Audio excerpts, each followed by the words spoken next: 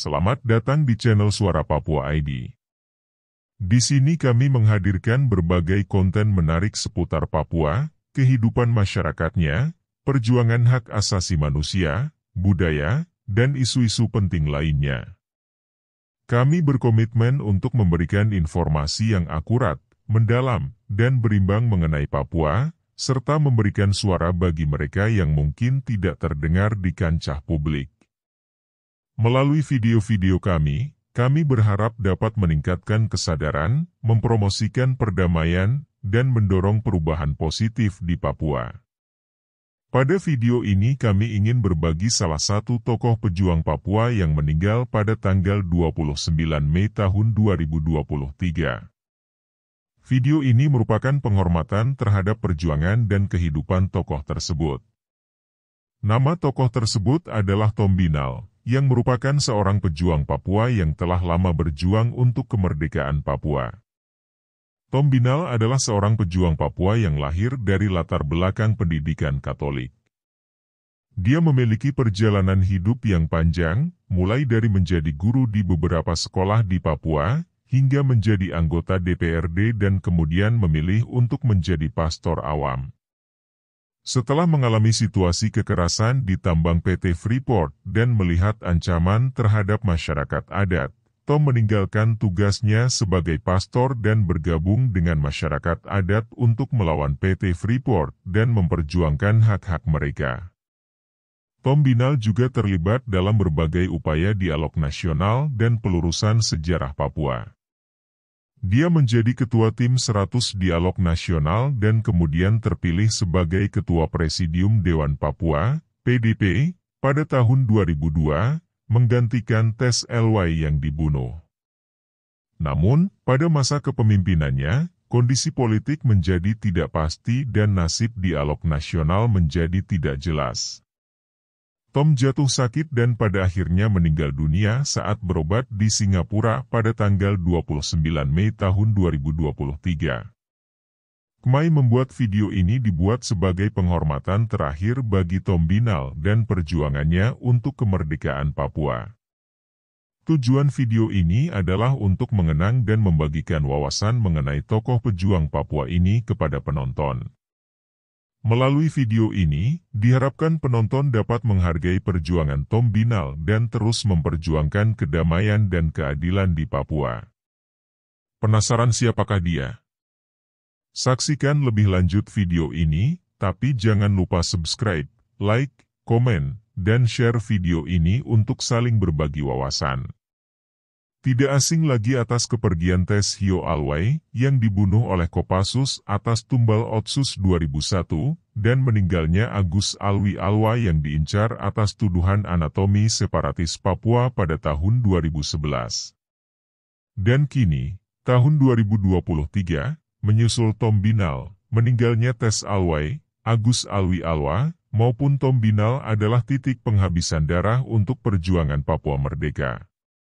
Bumi Papua telah mendengar bahwa Bapak Tom meninggal di Rumah Sakit Santa Elizabeth, Singapura, pada pukul 2 siang tanggal 29 Mei tahun 2023. Diduga bahwa Bapak Tom telah lama menderita sakit setelah meninggalkan jabatannya sebagai Ketua Presidium Dewan Papua pada tahun 2002. Sampai tahun 2006 di West Papua, kisah hidup lengkapnya kurang diketahui. Namun, menurut penjelasan dari teman baiknya, Bapak Piatmatur Bongs, dan tulisan Bapak Agus Alwi Alwa, diketahui beberapa hal mengenai kisah perjalanan hidupnya yang menunjukkan bahwa Tom adalah seorang pejuang Papua. Tom lahir dari rahim pendidikan Katolik. Bapak Piatmatur Bongs mencuritrakan bahwa Tom Dinner adalah sahabat akrabnya sejak di KO Kanal Mimika. Tom pernah studi di Odo Fak-Fak yang didirikan oleh Pater Oscar Chalmers-Owen pada tahun 1950. Kemudian, Tom menekuni dan tamat SGB Nabire, dan melanjutkan studi tingkat atasnya di SGA Biak bersama Piat, teman baiknya.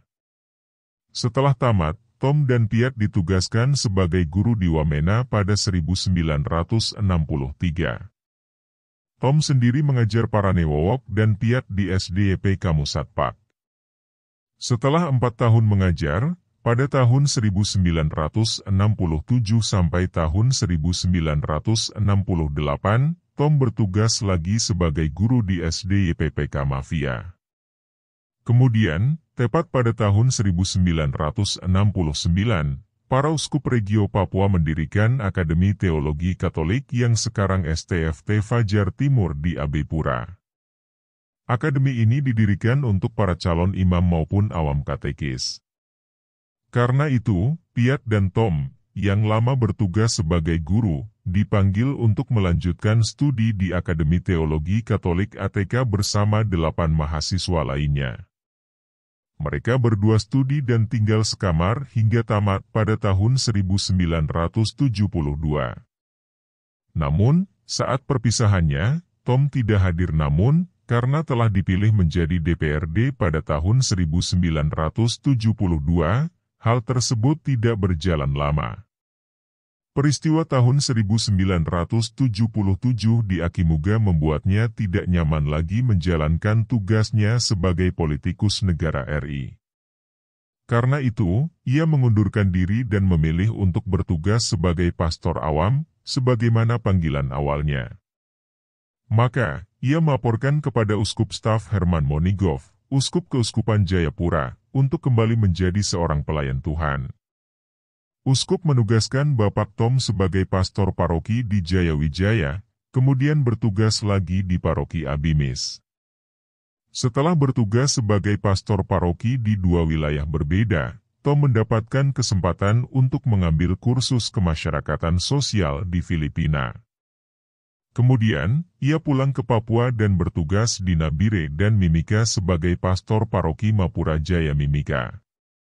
Semasa menjadi pastor di kampung halamannya, Mimika, inilah ia mengalami situasi kekerasan di tambang PT Freeport terhadap masyarakatnya. Antara lain, kontak senjata yang mencuat sejak tahun 1977 dan peralihan tanah adat yang membuat eksistensi masyarakat adat terancam. Akibatnya, Tom menanggalkan jubahnya sebagai pastor awam dan ia terjun bersama masyarakat Amungme untuk melakukan penggugatan terhadap PT Freeport yang dioperasikan sejak 1967. Tom menanggalkan jubahnya, maka ia membentuk lembaga masyarakat adat yang disingkat Lemahsa. Melalui ini, pertama kali Tom dan Yosep H. Alomang menggugat Freeport di pengadilan New Orleans, Louisiana, Amerika Serikat pada tahun 1996. Dokumentasi gugatan itu dihasilkan dalam buku berjudul Sejarah PT Freeport pada tahun 1997. Lama kemudian, saat bergulirnya reformasi pada tahun 1998, Tom bergabung bersama tim 100 Dialog Nasional Pelurusan Sejarah Integrasi Papua yang dibentuk dari Foreri pada tanggal 2 Juli. Inilah pilihan tepat untuk memperjuangkan hak masyarakat. Dalam tim 100, Tom Binal dipilih sebagai ketua tim dan Agus Alwe Alwa sebagai sekretaris tim 100. Berunding dialog nasional bersama Presiden Gus Dur pada tanggal 26 Februari tahun 1999 di Istana Negara Jakarta, hasilnya Gus Dur menyampaikan bahwa, pulang renungkan. Karena itu, pada 23 hingga 26 Februari tahun 2000, dibuatlah musyawarah besar yang diketuai oleh Tes LY dan Tom melalui Mubes diagendakan 2 poin utama, yakni pembentukan Presidium Dewan Papua dan pelurusan sejarah di tingkat internasional. Maka, dibuatlah kongres yang diketuai oleh Agus Alwi Alwa pada tanggal 29 Mei sampai tanggal 3 Juni tahun 2000. Melalui kongres, dibentuk secara resmi Presidium Dewan Papua atau PDP, sekaligus dipilih Tes Hio Alwai sebagai ketua dan wakilnya Tom Binal. Namun, kabar buruknya adalah tahun 2000, Gus Dur dilengsarkan dan Megawati menjadi presiden. Akibatnya, nasib dialog nasional menjadi tidak pasti, dan Tes Alwai dibunuh. Solusinya adalah otonomi khusus tahun 2001. Meski demikian, pada tahun 2002, Tom Binal dipilih menjadi Ketua Presidium Dewan Papua, menggantikan Tes yang dibunuh pada tanggal 10 November tahun 2001. Di masanya, Tom ia berusaha di Pulau Saya di wilayah Pasifik. Namun, posisi ketidakjelasan sejak Otsus hadir, dan Tom jatuh sakit. Bukan tidak mungkin, dugaannya adalah dia telah dilumpuhkan dengan senjata biologis. Karena itu, sepanjang tahun, ia menderita, dan saat berobat di Singapura, tanggal 29 Mei tahun 2023, ia menghembuskan nafas terakhirnya. Dengan meninggalnya Tom Binal, Papua kehilangan salah satu pejuangnya yang gigih dalam perjuangan untuk kemerdekaan dan hak-hak masyarakat adat. Tom Binal adalah sosok yang mengabdikan hidupnya untuk memperjuangkan hak-hak rakyat Papua, terutama terkait dengan isu perampasan tanah adat oleh perusahaan tambang dan penindasan yang dilakukan terhadap masyarakatnya. Perjuangan Tom Binal mencakup berbagai langkah, seperti menggugat PT Freeport di pengadilan internasional, bergabung dalam tim 100 Dialog Nasional, dan memimpin Presidium Dewan Papua. Ia tidak hanya menjadi suara bagi masyarakat adat Papua, tetapi juga melakukan tindakan konkret untuk melawan ketidakadilan dan penindasan. Langkah-langkah yang bisa diambil untuk melanjutkan perjuangan kedamaian di Papua adalah sebagai berikut. 1. Meningkatkan kesadaran dan pendidikan, menyebarkan pengetahuan tentang hak-hak asasi manusia, perdamaian, dan keadilan kepada masyarakat Papua. Ini bisa dilakukan melalui program pendidikan, seminar, dan kampanye sosial. 2. Pembangunan dialog dan rekonsiliasi, mendorong dialog yang inklusif antara pemerintah, kelompok masyarakat, dan tokoh-tokoh Papua untuk mencari solusi damai atas isu-isu yang menjadi sumber konflik. 3. Membangun jaringan solidaritas, menghubungkan gerakan perjuangan di Papua dengan kelompok advokasi hak asasi manusia, organisasi non-pemerintah, dan aktor internasional untuk mendapatkan dukungan dan perhatian yang lebih luas terhadap permasalahan Papua. 4. Advokasi dan kampanye internasional, melalui media sosial, publikasi, pertemuan internasional, dan kerjasama dengan organisasi hak asasi manusia internasional, menggencarkan kampanye untuk mendapatkan dukungan dan perhatian dunia terhadap situasi di Papua. 5. Mendorong partisipasi politik, mendorong partisipasi aktif masyarakat Papua dalam proses politik dan pemilihan umum untuk memperoleh pengaruh yang lebih besar dalam pembuatan keputusan yang berkaitan dengan hak-hak mereka. 6. Penguatan ekonomi lokal, mendukung pengembangan ekonomi lokal di Papua, dengan memberikan kesempatan kerja dan pelatihan kepada masyarakat setempat, serta mendorong prinsip keadilan dalam eksploitasi sumber daya alam di wilayah tersebut. 7. Promosi perdamaian dan dialog lokal, mendorong dialog dan mediasi antara kelompok masyarakat yang berbeda untuk meredakan konflik lokal dan membangun kebersamaan dalam mencapai perdamaian yang berkelanjutan. Perjuangan kedamaian di Papua membutuhkan kerja keras, kegigihan, dan kolaborasi antara masyarakat, tokoh-tokoh Papua, pemerintah, dan aktor-aktor internasional. Dengan langkah-langkah ini, diharapkan Papua dapat mencapai perdamaian, keadilan, dan kesejahteraan bagi semua warganya. Terima kasih telah menonton video kami di channel Suara Papua ID.